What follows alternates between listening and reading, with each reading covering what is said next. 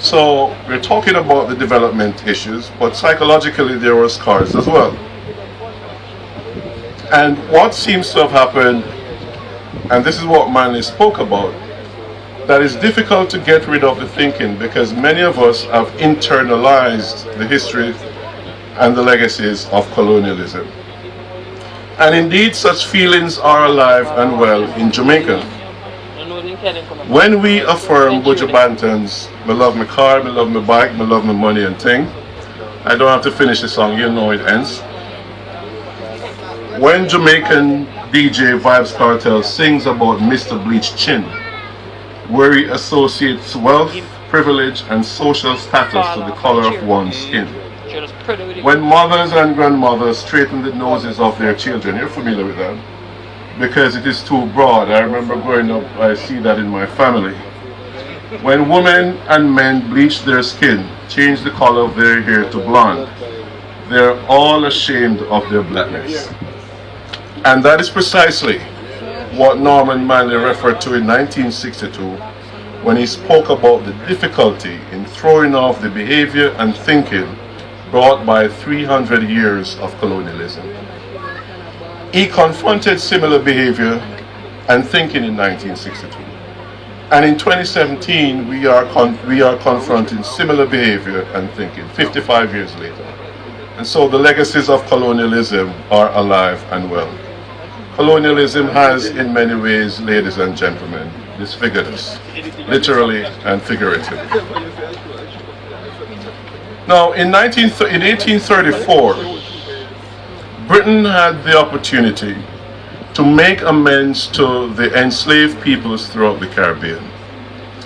However, enslavers argued that the freeing of enslaved people by British legislation was a violation of their property rights, and they instead demanded compensation.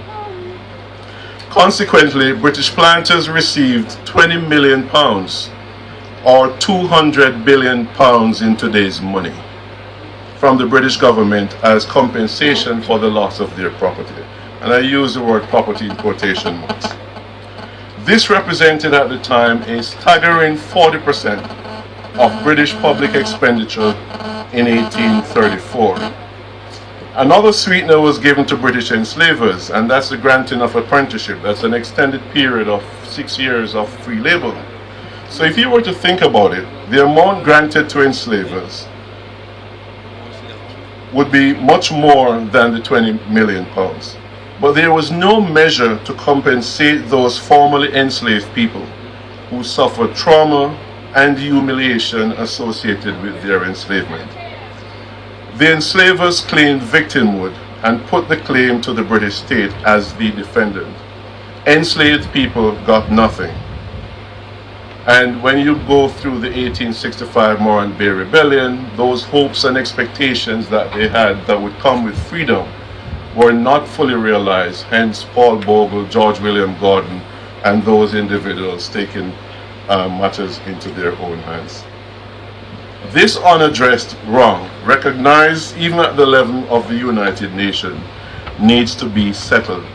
So it is important for Jamaicans to understand what one professor at the University of London called a feeding frenzy of compensation. And so in the letter that I got, it said I should talk a little about Manchester. So I'm going to use reparations and compensation and use Manchester's history because I think it's important that we all should have some appreciation of what went on. Now, Jamaica at the time was Britain's largest and most prosperous colony. It ranked highest in the number of files claimed. So there were 16,114 claims that were filed for enslaved Africans in Jamaica by slave owners in Britain.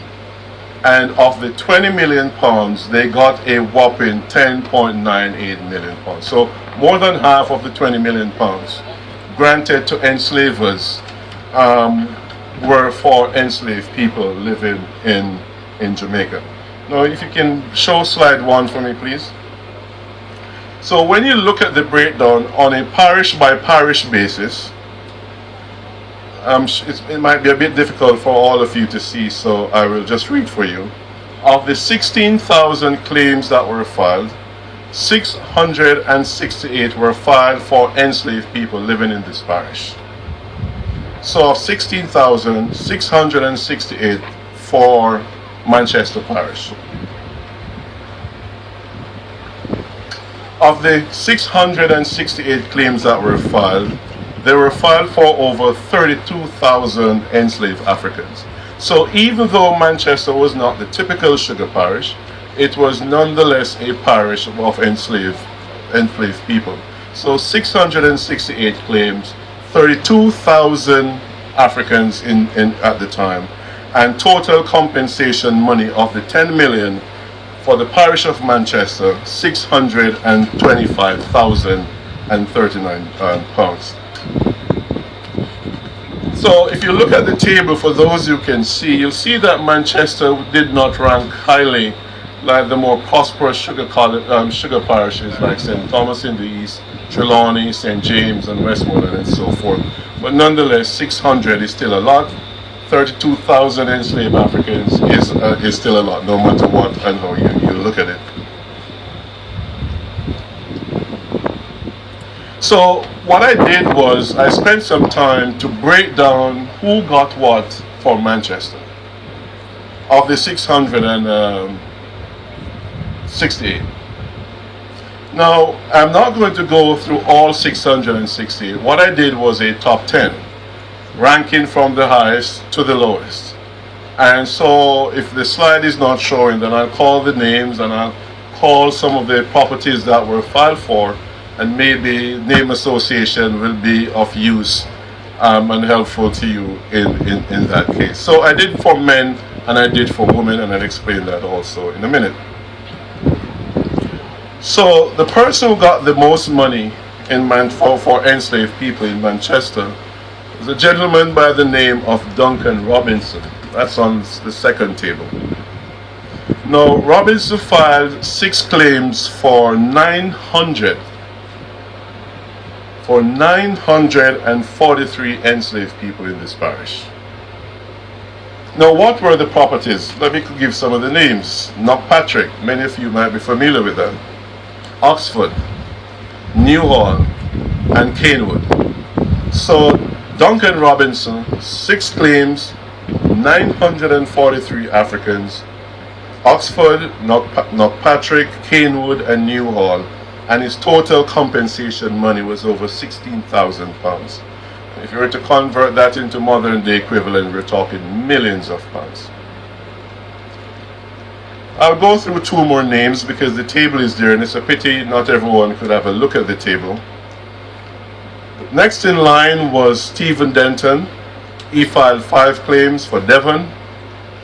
Those of you are familiar with that. Somerset and Johnsall. 637 Africans he filed for. And he too received 12,419 pounds. And it goes on. James Daly filed for Derry, Good Intent, Halifax, Newfield. Henry Hyman for Albion, Isle, and Mons. Not sure if some of those areas are still around. George James Crabb filed for Cedar Grove and Marlborough. Robert Crawford for Caledonia and Duff House, Woodsland, and Scotia. I'm not sure of some of those, but you can associate with that. And even men of the cloth at the time were filing for enslaved Africans. So the Reverend Edward Owen filed 3 claims, 280 Africans. Hopetoun and the Wilderness, those were the properties he filed for, and he received 5,702 pounds. So you see where men were filing for enslaved Africans, but also women were filing as well, because 20 million pounds, a lot of money, and everybody are submitting claims because they're saying, you know, on that particular property there in Jamaica, those are my quote-unquote property, and therefore abolition is seen as a violation of their property rights. So for the women, I've done a similar top 10, and so we'll start with Frances King. She filed 3 claims. So what you see is that women were not major slaveholders. They will file claims, but you will not see as many claims being filed by women as compared to men. So you have Frances King, 3 claims. Her property was Mount Pleasant and Strickland. She claimed 265 enslaved Africans, and she got £5,402 compensation money. Sarah Allman for Hanbury, 1 claim, 220 Africans.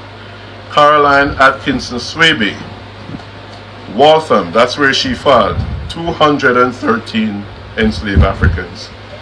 Elizabeth Brooks, Lookout and Newhall. Anna Marie Heron, she filed in Wigton. Sarah Virgin for Hope, and Isabella Davy filed 2 claims, one for Bel Air and another for Belfield.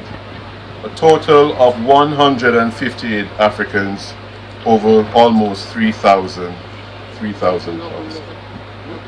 So many of you might be wondering, therefore, what did they do with all this money? There is copious evidence, there's enough evidence that the wealth generated from this, from enslavement and from compensation, was invested and reinvested in railroads, shipbuilding, insurance, the financial sector, the arts, the physical landscape, shopkeeping, and just about every facet, every conceivable facet of British society. So what you see, therefore, is a disconnect on one hand, where already rich enslavers are being compensated, and enslaved people who were humiliated and brutalized are getting absolutely nothing.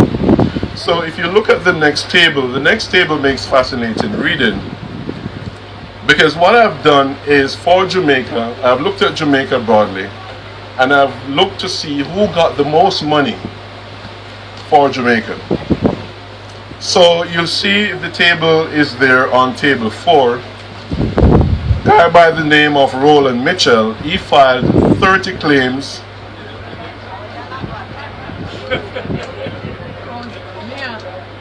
He was compensated £98,000 at the time, and when you convert that, it's £76.8 million today. And what he did with the money, he was the director of Guardian Fire and Life. I can go through, but in the interest of time, what I'll talk about is also Charles Selrick. He was compensated. He was at the time the director of the Royal Bank of Scotland. So you begin to see, therefore, what is being done with the money. And I'll end on this particular slide with John Gladstone. He was the father of the future Prime Minister of Great Britain, William Gladstone. He filed 9 claims, over £100,000 in compensation. So it is therefore disingenuous of some people to say that slavery is too far gone in the past for it to have contemporary relevance. Norman Manley showed us that in 1962, that the past continues to affect and impact the present. So it's disingenuous for people to say, well, the past is too remote, that the legacies are no longer evident among us today. There is overwhelming evidence to support the claim that the transatlantic trade and colonialism led to the underdevelopment of the Caribbean. Conversely, the profits of the trade industrialized Europe and Great Britain. Eric Williams wrote extensively about it, and enriched families in England at the time. Those benefits have continued to be passed on from generation to generation. What did enslaved people got to pass to their kids from generation to generation? Creating for those family members, access to education and material resources that have enabled them to achieve and maintain upward social mobility. Now, among those who the records have revealed to have benefited from slavery are ancestors of the former British Prime Minister. Many of you may have known this, many of you might be hearing this for the first time. David Cameron, former Minister Douglas Hogg, authors Graham Greene, George Orwell, poet Elizabeth Barron Browning. These are people who are still alive, where the records can be traced. If you follow the money, follow the compensation records and the money, you can see where their ancestry benefited from enslavement.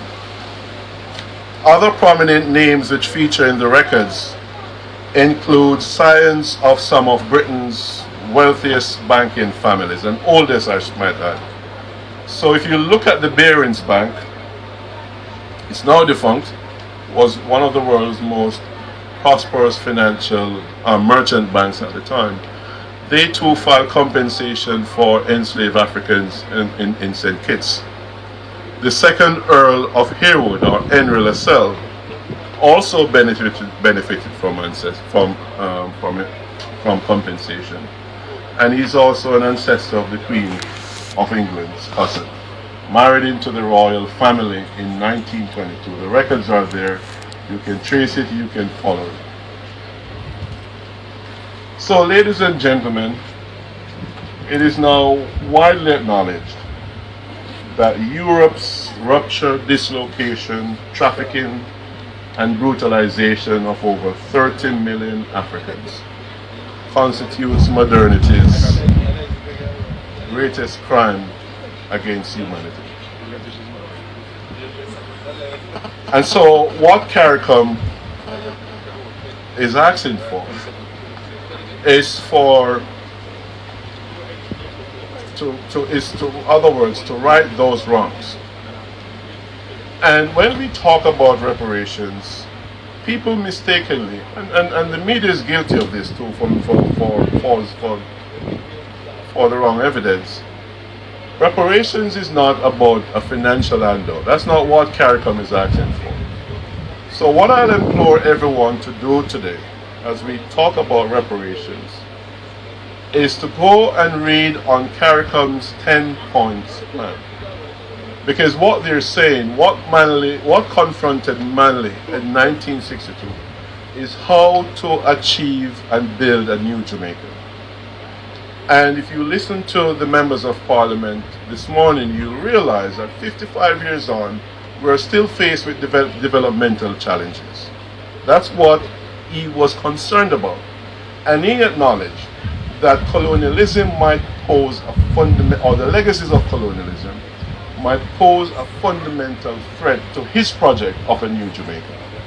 And we now see 55 years after that the Caribbean, as the minister said of finance, that per capita GDP in Jamaica is 5,500 US dollars. So we're lagging behind, while other areas are doing extremely well. So the issue of reparation refused to go away. When Paul Bogle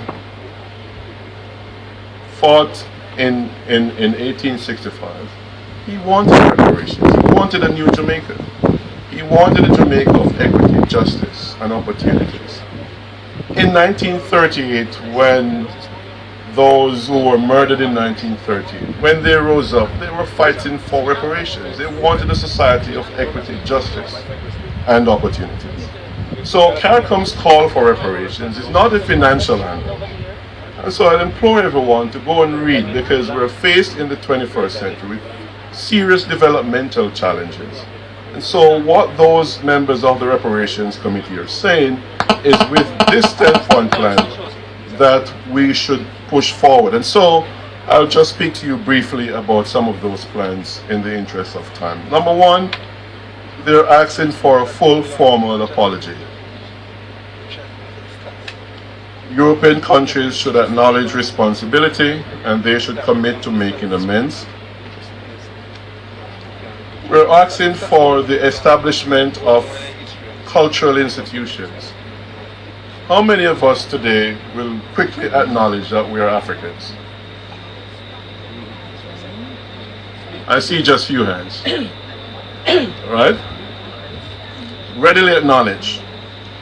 When you watch television, it's always interesting how disconnected we are, not only physically but culturally and psychologically, from all things African.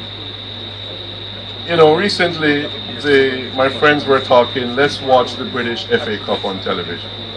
How many times do we see the African Nations Cup on television? Cultural disconnection. We're also saying that we should address the public health crisis. Now, when I was a student at UWI, I got to realize that enslaved people were fed a very high sodium diet. Salted fish, salted pork, salted this, salted that, salted everything. And as one professor said, they were genetically modified.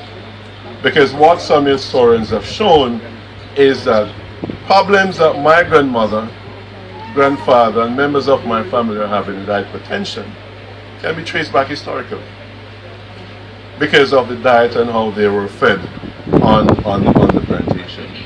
And when you trap someone in a space no larger than a coffin for 64 days, yes, that person is going to be hypertensive in many ways because of the trauma today. So you see all of this manifested on descendants in the form of hypertension, but also type 2 diabetes, which is transmitted intergenerationally as well. We're pushing for illiteracy eradication. And when you look at colonialism, you know, some I've heard when Marty Perkins was alive, bless him, many people would say Jamaica was better off under colonialism. Many of you have heard that argument. But when you look at it and look at the undereducation and miseducation of Afro-Jamaicans during the period of colonialism, and we're talking about illiteracy and some of the poor infrastructural and institutional things, legacies and things that institutions that we have been bequeathed by the Europeans. Illiteracy education is also one of them. Technology transfer is also something that CARICOM is pushing for. So broadly what I'm saying is, I'm not reading through all 10, is that the call for reparations pushed by CARICOM and others in our society is not a financial handout. It's a process that will facilitate us in the development, in facilitating development, the development that Norman Manley wanted for Jamaica, and one in which he realized that colonialism would pose a fundamental stumbling block in achieving. I'll end my talk with a quotation from Norman Manley, which is haunted, I think. And again in 1962, in this reflection of his New Jamaica, this project that he called the New Jamaica, he reflected in that speech, and I'll implore you, those high school students who are your primary school students, that's one powerful address that you should all read, the 24th address to the People's National Party's annual conference. And he says, I remember how some of them, and by them he's talking about those nameless, faceless Jamaicans, those unsung heroes and heroines of the past, who gave their lives that Jamaica might throw off 300 years of colonial bondage. He was referring to Nani, he was referring to Paul Bogle, he's referring to all of them. He reflected on them. To throw off 300 years of colonial advantage might lift up their hearts to aspire to all that independence means and freedom for a people. In other words, are we truly independent? So you go back and you reflect on what he says. And I'll end with this quote again, and allow me, Madam Chair, if you will. It says,